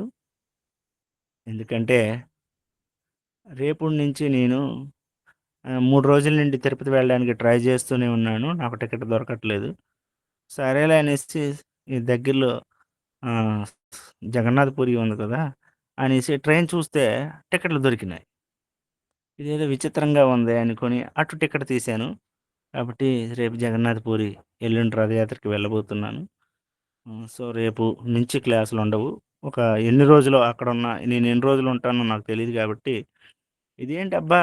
3 రోజులు బట్టి తిరుపతెళ్ళిపోవడానికి చూస్తే తత్కాల్ వెయిటింగ్ 10 వచ్చి ఏసీకి ట్రై చేసాం, నాన్ ఏసీకి ట్రై చేసాం, అన్నీ చూసాం. అవ్వట్లే. నాకు కీర్తి గోవర్ధన్ ప్రభు అనేసి నెల్లూరులో ఉంటారు గదా! ఆయనన్నారు, "ఏందయ్యా మీ ఊరు నుంచి 6 గంటలే కదా జర్నీ. వెళ్ళడానికి ఏమి ఆ! ఇంత దగ్గర ఆపర్చునిటీ ఎందుకు విడిచిపెట్టుకుంటున్నావంటే?" నేను చెప్పాను. ఎక్కువ జనాలుంటారు. అసలు నాకు నచ్చదు జనాలెక్కువుంటే. ఆళ్ళందరి మధ్యనే ఎవడో కొం ఎవడో తల మీద మనకు కాలు పెట్టేసాడంటే సరి సాక్షాత్తు ఎక్కడికెళ్తామో తెలీదు. భక్తి కూడా సరిగ్గా చేయలేదు. కాబట్టి ఎళ్ళేటటువంటి పరిస్థితుల్లోని లేనన్నాను. హ్మ్. కానీ ఇప్పుడు చూస్తే అంతా రివర్స్ అయిపోయిందనమాట. ఇంకా అక్కడికి వెళ్ళాలనుకున్న టికెట్ దొరకట్లే. సరే ఏం చేద్దామని చూస్తే ఇటు అనుకోకుండా ఈరోజు ఉదయమే ఇటువైపు ట్రైన్‌లున్నాయేమో చూస్తే నిజంగా ఉన్నాయి. ఈ టైంలో కూడా టికెట్లు దొరికాయి. కరెంట్ అవైలబిలిటీ 2 టికెట్లు తీశాను. ఒక టికెట్‌కి ఆర్ఏసీ ఒకటొచ్చింది. ఇంకో దానికి మరి రాలేదండి. ఏం లేదు. ఒకటే ఆర్ఏసీ వస్తే ఇంకోసారి 10 గంటలు 11 చూస్తే ఈ పూరీకి వెళ్ళడానికి కరెంట్ రిజర్వేషన్ జరిగింది. టికెట్ బుక్ చేశాను. ఫస్ట్ చేసిన దాన్ని క్యాన్సిల్ చేశాను. ఇప్పుడు అటు నుండి రావడానికి 3 టికెట్లు చేశాను. ఒకటి 17 తారీఖు మార్నింగ్ 1:30కి అంటే 16 తారీఖు అయిపోయిన తర్వాత 17 తారీఖు మార్నింగ్ 1:30కి ఒక ట్రైనుంది. ఆ ట్రైన్‌కే గాని అంటే అక్కడ ఉండడానికి నాకేమైనా వసతి దొరకలేదనుకోండి. ఆ ట్రైన్‌కి వెంటనే వచ్చేస్తాను. 17 తారీఖు ప్రవచనం ఉంటుంది. ఒకవేళ అక్కడేదైనా నాకు ఉండడానికి అవకాశం దొరికిందనుకోండి. నేను 23 తారీఖుకి టికెట్ చేసుకున్నాను. 23 తారీఖు వరకు ఉండే అవకాశం ఉంది. అప్పుడు ఈ రోజున సాయంత్రం కీర్తి గోవర్ధన్ ప్రభు నాకు ఫోను చేశారు. అదేంటిది 25 తారీఖు, 23 తారీఖు వచ్చినట్టు. 25 తారీఖు రిటర్న్ రథయాత్ర కూడా చూసేసినట్టు. ఆయనన్నారు, "అదేంటిది 26 తారీఖున జగన్నాథ స్వామికి స్వర్ణాభరణములతో సోన సో అంటే బంగారంతో అలంకరణ చేస్తారు. 26 కదా మెయిను. మేము 26 అది చూసుకొని వెళ్తాము. వాళ్ళు రిటర్న్ యాత్రకొస్తున్నారు. నెల్లూరు గ్రూప్‌తో." ఆయన చెప్పగానే, అదేంటి అది మొదట చెప్పాలి కదా! అనేసి మళ్ళీ ఇంకేదని చూస్తే అక్కడ కూడా ట్రైన్ టికెట్ ఖాళీగా ఉంది అదృష్టం కొద్దీ. మళ్ళీ ఇంకో టికెట్ తీశాను. ఆ! ఇన్ని మూడో, నాలుగో టికెట్లు ఇప్పటికి. సో, ఎప్పుడొస్తానో తెలీదు. అంతవరకే అందరికీ Hare Krishna, Hare Rama. Tata, bye bye, good bye. ఆ! ఈలోపు మీరందరూ ఎంజాయ్ చేయండి. నేను లేకపోవడంతో భగవంతుడి యొక్క లీలలను చర్చించుకుంటూ. హ్మ్. ఇప్పటి వరకు చెప్పిన దాంట్లో ఏమైనా సందేహం, ఎవరైనా ఏమైనా చెప్పాలనుకుంటే చెప్పొచ్చు. లేపోతే మళ్ళీ కలుద్దాం. హరే కృష్ణ. కృష్ణ ప్రభు. యెస్ మాతాజీ. హరే కృష్ణ ప్రభు. మధుకరికి వెళ్తే ఎక్కడైనా తీసుకోవచ్చు అన్నారు కదా, కానీ ప్రసాదమే తీసుకోవాలంటారు కదా. ఇప్పుడు పరిస్థితులు బట్టి చూడాలి. ఎందుకంటే నార్మల్‌గా అయితే మనం బియ్యము ఇటువంటి రా ఫుడ్ తీసుకొని మనం వండుకుంటే బెస్టు. ఇంకా వండిందంటే ఈ రోజుల్లో ఎవరైతే వైష్ణవులున్నారో, మంచి వాళ్ళున్నారో, పద్ధతిగా ఉన్నారో అలాంటి వాళ్ళ దగ్గరికెళ్ళి అడుక్కోవడం బెస్ట్. ఒకసారి నేనే అడుక్కోవడానికెళ్ళాననమాట. ఒక 40 రోజులు పాదయాత్ర చేశా. శ్రీకాకుళం నుంచి రాజమండ్రి వరకు, తోకాడ వరకు ఎలాగంటే కొండల మధ్యలోన నెక్స్టు ఈ కేవలం పల్లెటూరు. సింగిల్ రోడ్లు మాత్రమే టచ్ చేయడం. పెద్ద పెద్ద రోడ్డుల్ని, హైవేస్‌ని టచ్ చేయకుండా. ఇలా వెళ్ళినప్పుడు నేనెప్పుడూ అడుక్కోలేదు. కానీ అడుక్కోవడానికి ఈ మధ్య మాధవ కవలం, మాధవ కవలం అనేసి అడుక్కుంటా. ఎలాగుంటదనేసి. అక ము ఒక 2, 3 ఇంటికెళ్ళి అడుక్కున్నా. వాళ్ళందరూ తిట్టారు. "ఏమయ్యా మీకేం పని లేదా? పాట లేదా? అడుక్కోవడానికి వచ్చేస్తారన్నారు." ఇంకో ఇంటికెళ్తే, "మా ఊర్లో ఇప్పుడే చనిపోయారండి. మీకు తిండి కోసం వచ్చేస్తున్నారు. మేమేం వండుకోలేదన్నారు." ఇంక సరే అనేసి 2 వీధులు దాటి అక్కడ ఇంకో దగ్గరికెళ్తే, అక్కడ వాళ్ళేదో అన్నం ఇచ్చారు. ఆ! మనం వాళ్ళు కూర, చారు ఇస్తారు గానీ, ఉల్లిపాయలేస్తారు గాబట్టి, మనం తీసుకోకుండా నేనేదో పెరుగు ప్యాకెట్ కొన్నాను. అసలు నా వల్ల అయితే కాలేదు. తినలేకపోయాను. వాళ్ళు బాబోయ్! ఎలా తింటున్నారనుకున్నాను. ఎందుకంటే, అప్పుడే ఇస్కాన్ ప్రసాదాలు తినేసి, ఇస్కాన్ నుండి అలా బయటకొచ్చిన వాడిని కదా! ఒక్కసారి నార్మల్‌గా వీళ్ళు వండుకునేది నోట్లోకెళ్ళాలంటే నాకైతే ఇబ్బంది కలిగింది. కానీ రాత్రులు మాత్రం మంచి ప్రసాదాలు దొరికేవి. ఏ ఏ రాత్రులు ఏమంటే ఏదో ఒక ఊరు చేరిపోయేవాళ్ళం. 20 కిలోమీటర్లు నడిచేవాళ్ళం. ఏదో ఒక ఊరు చేరిపోయి, చేరిపోయిన ఊర్లో ఉంటే చాలు. ఆ ఊర్లో ఎవరో ఒకళ్ళు స్వామీజీలొచ్చారు, స్వామీజీలొచ్చారనేసి అందరూ మా దగ్గర రావడం. అయ్యా! మీకు భోజనం ఎట్లా అని అడిగేవాళ్ళు. భోజనం అయితే ఎవరైనా ఉల్లిపాయ లేకుండా వండితే మేము వాళ్ళ నుండి తీసుకుంటామండి అన్నాను. వెంటనే వాళ్ళు అద్భుతంగా ఒక 4, 5 కూరలతో తెల్లారిండి ఆకలిగా ఉండే మాకు విపరీతంగా పీక వరకు తినేసేవాళ్ళం. అంటే అలాగా కొన్నిసార్లు మదికరి జరిగింది మాది. ఇంకా మంచి మనసుతో ఉండే వాళ్ళ దగ్గర మనం ఏమీ లేనోళ్ళం గాబట్టి ఏదో ఒకటి స్వీకరించడం బెస్ట్. ఒకసారి తాటికల్లు అమ్మే వాళ్ళ ఇంట్లో నేను తిన్నాను. ఎలా తెలుసా? ఇలాగ వెళ్తున్నాము. ఒక మాతాజీ ఆహ్, ఒక 30 సంవత్సరాలో, 35 ఉంటదేమో.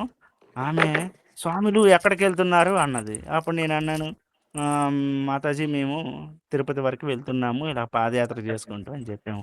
అయితే మీరొక 40 మినిట్స్, అరగంట ఉన్నట్లయితే మీకు అన్నం పెట్టాలనుకుంటున్నాను. మీరు తింటారా? అన్నారు. అదేం భాగ్యమమ్మ! తినలేక చచ్చిపోతున్నాం. ఏదో పెడితే ఉల్లిపాయలు లేకుండా వండినట్లయితే తింటామనేసి. ఆ గుడి దగ్గర పక్కనే ఉంది. ఆ గుడిలో వండండి అనేసి ఇప్పుడే స్నానం చేసి మీకు వండుతానన్నారు.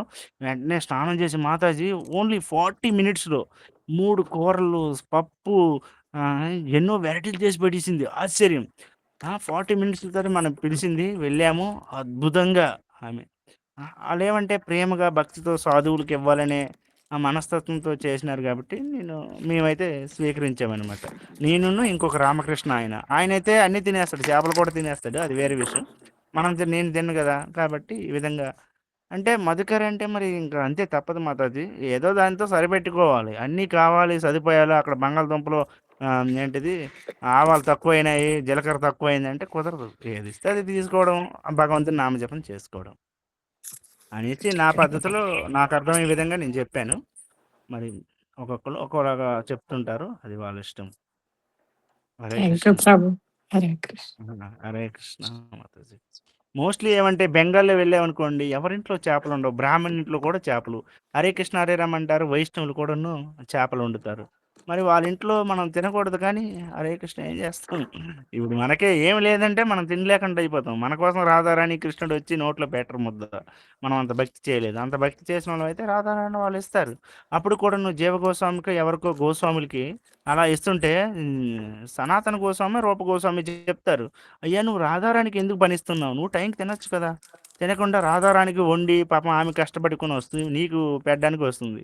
అంటే భగవంతుడికి మనం వర్క్ ఇవ్వకూడదు అనేసి, మన భగవంతుడు మనకి సేవ చేసుకునేటట్టుగా మనం ఆ విధంగా అన్నం తినాలి, అన్నం దప్పికలు మానుకోకూడదనేసి ఆ సందర్భంలో ఒక అర్థాన్ని ఇచ్చినారు. కాబట్టి అది సాధువులు కొందరు అలా చేస్తుంటారు. అలా చేయడమే బెస్ట్, బావుంటుంది. అంటే ఒక దగ్గర ఉండి మంచిగా మనకిష్టం వచ్చినటువంటి పన్నీర్ సబ్జీలు, మంచి స్వీట్లు అన్నీ వండుకొని తిని, దేవుడికి పెట్టిస్తే కంట ఇలా అడుక్కున్న దాంట్లో అందులో ప్యూరిటీ ఉంటది. ఎందుకంటే అన్నీ రుచులు తెలుస్తాయి. భోజనం సరిగ్గా ఉండదు. ఏదో పెట్టేస్తారు. మనకి తినబుద్ధి లేదు. అవన్నీ తట్టుకొని ముందుకు వెళ్తాం. చాలా బావుంటుంది. అయిపోయింది. వేస్తారు. ఆ! సో, హ్మ్. ఆ జీవితం సన్యాసులది. ఎందుకంటే అన్నీ విడిచిపెట్టారు గాబట్టి వాళ్ళు సన్యాసులనేవాళ్ళు అగ్గి ముట్టుకోకూడదనేది ఫస్ట్ ధర్మం. శాస్త్రంలో చెప్పిందేమంటే ఎవడైతే సన్యాసి అవుతాడో వాళ్ళు అగ్గి ముట్టుకోకూడదు. కాబట్టి అగ్గి ముట్టుకోకూడదంటే అడుక్కోవాలి. లేపోతే ఎవరో ఇచ్చింది తీసుకోవాలి భక్తులు. ఇలా ఉంటుంది. ఇప్పుడు మోడర్న్ సన్యాసం కాబట్టి ఆశ్రమాలున్నాయి గాబట్టి చూస్తారు. వంట వాళ్ళుంటారు, చేసేవాళ్ళుంటారు గాబట్టి ఇబ్బందులు లేదు. ఒకవేళ శిష్యులు ఎక్కువ మంది ఉంటారు. వాళ్ళే వండి పెట్టేస్తుంటారు. యెస్. నెక్స్ట్ ఎవరికైనా ఏమైనా సందేహం ఏమైనా ఉందా? ఏమైనా చెప్పాలనుకుంటున్నారా? హరే కృష్ణ ప్రభుజీ, దండవత్ ప్రణామ్. హరే కృష్ణ ప్రభు. చాలా మధురంగా మాకు లీలలు వినిపించారు, రాధా గోకులందరి లీలలు. అది చెప్తా అంటే ఒకసారి బృందావనము అదంతా తిరిగినట్టుంది మళ్ళా ప్రభుజీ. హరే కృష్ణ. మీరున్నదే అది బృందావనం. ఎందుకంటే ఎక్కడైతే భక్తులు భగవత్ చర్చ జరుగుతుందో అక్కడ బృందావనం ఉన్నట్టే. యెస్ ప్రభు. కరెక్ట్. అదే ప్రభుజీ, మనము బృందావనంలోనే ఉండాలని లేదు, ఇలా లీలలు చెప్పుకుంటే అది కూడా బృందావనం అవుతుందని నేను ఒకసారి అనిపించింది. అది విషయం చెప్తామని. ఇప్పుడు మనం బృందావనంలోనే ఉన్నామని అన్నంత భావన కలిగింది. అంటే మనము భౌతికంగా ఇక్కడ ఉన్నా కానీ మన భావన అంతా బృందావనంలోకి వెళ్ళిపోయింది మీరు చెప్తాంటే ఆ లీలలు. అదే భక్తులు ఎక్కడ తన గురించి తను చెప్పుకుంటారో అదే నా యొక్క ధామం అంటాడు కదా భగవంతుడు. అవును ప్రభు. అవును ప్రభు. అలాగే ఈ రోజు భగవంతుడి భక్తి యొక్క వినోద్ ఠాకూర్ చెప్పండి. అవును ప్రభు. ఆ! భగవంతుడి యొక్క లీలలన్నీ కూడా చాలా టేస్టీగా ఉంటాయి. మధురంగా ఉంటాయి గాబట్టి, అవి విన్ని కొలది ఇంకా ఇంకా వినాలనిపిస్తది. యెస్ ప్రభు. చెప్పండి ప్రభు. భక్తి Vinod Thakur appearance day. Yes. మీరు ఏమన్నా 2 విషయాలు చెప్తారేమో అని. ఆ! ఇప్పుడు టైం అయిపోయింది కాదు బ్రో. నేను అది సరే. చెప్పాలనుకున్నాను. అసలైతే మర్చిపోయాను. కానీ షార్ట్‌కట్‌లో భక్తి వినోద్ ఠాకూర్ మన సాంప్రదాయంలో వచ్చేటటువంటి మహాన్ ఆచార్యులు. చాలా పుస్తకాలు రాశారు. ఆయన లాయర్‌గా పనిచేసి గృహస్థ అయినప్పటికి కూడాను లాయర్‌గా ఉండి, జడ్జిగా ఉండి అనేకమైనటువంటి భక్తుల్ని ఉద్ధరించడం జరిగింది. ఇప్పుడు మాయాపూర్‌లో ఇస్కాన్ కడుతున్నారంటే ఆయన యొక్క కలే ఒకానొక కల. దానికి చాలా ఎనక బ్యాక్‌గ్రౌండ్ స్టోరీలున్నాయి. నెక్స్టు జడ్జిగా ఆయన యొక్క ఆయనకు ఒక 11 మందో, 9 మందో పుత్రులున్నారు. 9 11 ఎంతో ఎక్కువ మందే ఉన్నారు పుత్రులు. అందులో లాస్ట్ వాళ్ళే మన భక్తి సిద్ధాంత సరస్వతి మహారాజ్ గోస్వాములు వారు. చాలా గొప్పవాళ్ళు. ఆహ్, ఆ! అటువంటి మహాన్ ఆచార్యులకి జన్మనిచ్చినటువంటి వాళ్ళు. శుద్ధ వైష్ణవులు వాళ్ళు. హ్మ్. మనం పాడుతున్న అనేకమైనటువంటి వైష్ణవ గేయాలన్నీ కూడా వాళ్ళు రచించినటువంటివే. భక్తి వినోద్ ఠాకూర్లు వాళ్ళే. జయధర్మ ఇత్యాది గ్రంథాలన్నిటిని రాశారు. ఒక మాయా మాయా సాధువుని కూడాను ఆయన చాలా మందిని ఇబ్బంది పెడుతుంటే అందరూ భయపడేవాళ్ళు ఆయనకి బంధించడానికి గట. కానీ ఈయన ధైర్యంగా వెళ్ళి ఆ యొక్క మాయలు చేసేటటువంటి సాధువుని జుత్తు కత్తిరించి ఆయన జైల్లో బంధించడం జరిగింది. ఇటువంటి ఇంకా కృష్ణ భక్తి పరంగా ఆయన వాళ్ళందరూ కృష్ణ విరహంతో శ్రీ చైతన్య మహాప్రభు సాంప్రదాయాన్ని రక్షించడానికి వాళ్ళు ఎంతో కష్టపడ్డారు. ఎంతో వైష్ణవ సమాజానికి సేవ చేశారు. ఆయన యొక్క శిష్యుడే గౌరీ కిషోర్ దాస్ బాబాజీ. ఆయన దగ్గర దీక్ష తీసుకోమనేసి భక్తి సిద్ధాంత సరస్వతి మహారాజుని ఆదేశించడం ఇవన్నీ జరిగాయి. అటువంటి గొప్ప మహనీయులు వైష్ణవుల యొక్క పుట్టినరోజు ఈరోజు కనీసం 12 వరకు ఉపవాసం ఉండి ప్రసాదం స్వీకరించినట్లయితే గొప్ప ఫలితములు అంటే వైష్ణవులకి ఇంకా భక్తిలో ముందల అగ్రగణ్యులు కాబట్టి వైష్ణవ అగ్రగణ్యులు కాబట్టి వాళ్ళ యొక్క సేవని వాళ్ళని స్మరించడం కూడా మనందరికీ కూడా చాలా లాభదాయకం. ఎస్ ప్రభు. హరే ఓకేనా? కృష్ణ ప్రభు. మాతాజీ. ఆయన కోసమేనా ప్రభు పూరి దగ్గర ఏదో ట్రైన్ లైన్ వేసింది ప్రభు వాళ్ళ ఇంటి తెలీదు దగ్గర మాకు. నుంచి. అంటే జగన్నాథ స్వామి అదే ప్రభుజీ, కాదు ప్రభుజీ, ఆయన జడ్జిగా నేను సాలిడ్ చేశాను, రిటైర్డ్ అయిపోతానంటే వాళ్ళు ఒప్పుకోలేదు. నీకేం కావాలంటే చాలా తెలివిగలవాడంట కదా ప్రభుజీ ఆయన. అవును. ఏదైనా కానీ అంటే కేసు ఒక 10 కేసులు రోజుల పని ముందలే చేసి పడేసేవాళ్ళు ఆయన. అంత అంత పవర్‌ఫుల్ అన్నమాట. కేసులన్నీ కూడా తొందరగా జడ్జిమెంట్ ఇచ్చి తొందరగా వాటికి చేసేవాడు. ఎస్ మాతాజీ ఏదో చెప్తుంది కొత్తగా అండి. ఏంటంటే ఏదో రైలు అంటున్నారు. ఏంటి మాతాజీ? వాళ్ళ ఇంటి అదే దగ్గరికి రైలు ప్రభు, పట్టాలు ఆయన వేశారండి ఇంటి దగ్గర స్పెషల్ గా. నుంచి పూరి దగ్గర ఏదో అవునా? ట్రైన్ వేసినారన్నారు అప్పుడు బ్రిటిష్ వాళ్ళు ఉన్నప్పుడే. అవునా? అది నాకు తెలీదు మాతాజీ. నేను వెళ్ళలేదు. మేము ఉందేమో. నేను పెద్దల నుంచి కూడా వినలేదు. నాకు తెలీదు అది. ఉమ్. కానీ జగన్నాథ రథయాత్ర వాళ్ళ ఇంటి ముందలే అంటే జగన్నాథపురిలో వాళ్ళ ఇల్లు ఉంది. వాళ్ళ ఇంటి ముందల నుండే రథయాత్ర వెళ్ళేదనమాట. ఇప్పుడు ప్రస్తుతం ఒక గౌడీ మఠం ఉంది ఆ ఇంట్లోనే. అయితే భక్తి సిద్ధాంత సరస్వతి మహారాజ్ ప్రభుపాదుల వారు ఆ పిల్లోడిని తీసుకుని వచ్చినప్పుడు జగన్నాథ స్వామి యొక్క ఆ యొక్క ఏంటది పూలమాల అనేది ఈయన యొక్క మెడలో అవునా? పడడం జరిగింది. అది ఒక దివ్యలీల. అక్కడ ఉన్నారని తెలుసు గానీ, మరి ప్లాట్‌ఫామ్‌లో అక్కడికి ఎలాగా కలిసినాయో అవన్నీ నాకు తెలీదు. ఇప్పుడు ఎలా ఉందో అది. నేనిప్పుడే విన్నాను కాబట్టి, నేను ఇంకోసారి చూసి రీసెర్చ్ చేసి చెప్పాలి. నాకు తెలియని విషయం. అయ్యే ఉండొచ్చు. ఎందుకంటే, ఆయన అంత గొప్ప మహానుభావులు. ఇప్పుడు రోజుల్లో అయితే ఫ్లైట్‌లు, హెలికాప్టర్ పెట్టేవాళ్ళేమో. ఆ రోజుల్లో కాబట్టి ట్రైను పట్టాలు వేశారు. యెస్. Maybe correct. ఉమ్. అంటే ప్రభుజీ ఆయన ఓకే డ్యూటీ ప్రభు. నేను సాధించానంటే ఎందుకు సాధించామంటే నాకు ఆఫీస్ కు చాలా దూరం ఉంది, నేను రాలేనంటే నీకేం కావాలో చెప్పు అని చెప్పి వాళ్ళ ఇంటికా నుంచి ఆ ఆఫీస్ కాడికి ఖచ్చితంగా అరవంతా ట్రైన్ నడిపినారంట ప్రభుజీ అప్పట్లో బ్రిటిష్ వాళ్ళు. ఓహ్! అవునా? అందుకు అదే హుహు. అడుగుతాను మాట. ఆ! నాకు తెలీదు. మంచి విషయం చెప్పారు. బావుంది బ్రో. నాకు కూడా విషయం తెలిసింది. Yes bro. మంచిది. థ్యాంక్ యూ ప్రభు. ఇంకెవరైనా ఏమైనా సందేహాలు ఏమైనా చెప్పాలనుకుంటున్నారా? ఏమైనా?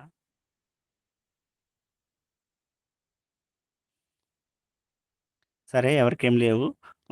ఎవరైనా పాడాలనుకుంటున్నారా? చిన్న భజన. టైం అయిపోతుంది. ఎవరైనా పాడాలనుకుంటున్నారా? లేకపోతే ఈరోజు ముగించేద్దాం. ఎందుకంటే నేను రేపు తెల్లవారి వెళ్ళాలి. ఎవరైనా పాడాలనుకుంటే పాడొచ్చు. రామచంద్ర ప్రభు లేరా? ఉన్నారు గదా! ఉన్న పూజీ మీరే బ్రహ్మాస్త్రం మీకు. పాడండి బ్రో. పరవండి పాడి పూజీ. నన్ను హరే కృష్ణ, ఆనందింపజేయండి. హరే కృష్ణ. హరే కృష్ణ, హరే కృష్ణ పూజీ, సరే పూజీ. హరే కృష్ణ. శ్రీ రూప మంజిర పద ప్రాత పదం. శ్రీ రూప మంజిర పద సేవ మోరు సంపద సేయు మోరు భజన పూజనం సేయుమోరు ప్రాణదాన సేయుమోరు యాభరణ సేయుమోరి జీవనే రే జీవన సేయుమోరే రసనిధి సేయుమోర వంచ సిద్ధి సేయుమోరే వేధరే ధరమం సేయు వ్రత సేయు తప సేయుమోరు మంత్ర జప సేయుమోరే ధర్మ కరమం అనుకూల విధి సేపదేహ యుగ సిద్ధి నీరకి పోయేదు జానయేనే సేయ రూప మధురీ రాశి ప్రవళ కువల శాసి శాసి ప్రఫుల్లాతో హోవెని సిద్ధి तू है या दर्शनाए घारिलो जरिलो देहि चिरोदीन तपिते जीवनम आह प्रभु कोरोधय देह मोरो पदशायम नरोत्तम लोयिलो शरणम आह प्रभु कोरोधय देह मोरो पदछायम నరోత్తమలోయలో శరణం. హరే కృష్ణ. శ్రీ రూపమంజరి బ్రజగోపిక రూప గోస్వామి వారి నిత్య రూపములు పాదములేన నిజమైన సంపద. ఈ పాదములే నా భజన పూజన లక్షణము అనే నా ప్రాణదానమున ఆభరణములు నా జన్మకు జీవనములు. ఓ పాదములే నాకు సర్వ రసనిధి సమస్త అభిష్టాన పూర్తి అయినవి అనే నాకు వేద ధర్మ సారమే.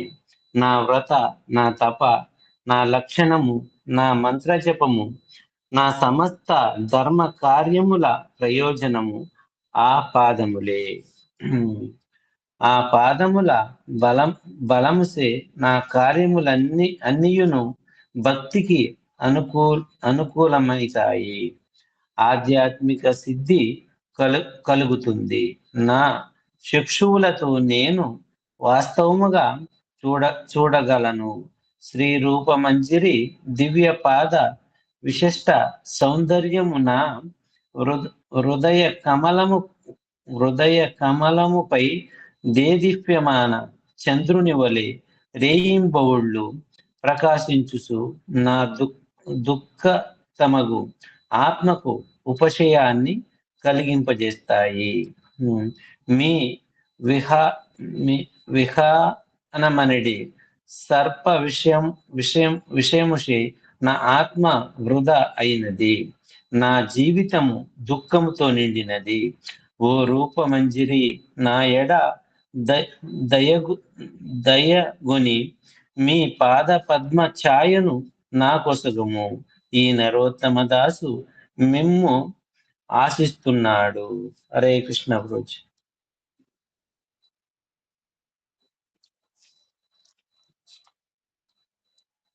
హరే కృష్ణ ప్రభు, చాలా ధన్యవాదాలు, బాగా చెప్పినారు. అందరికీ నమస్కారాలు. మళ్ళీ కలుద్దాం. వాంఛా కల్పతరుభ్యశ్చ కృపా సింధుభ్యేవ చ పతితనాం పావనేభ్యో వైష్ణవేభ్యో నమో నమః. అనంతకోటి వైష్ణవ భక్త బృంద की जय. नामाचार्य श्री हरिदास ठाकुर की जय. नित्य गौर प्रेमानंदे. हरि हरि बोल.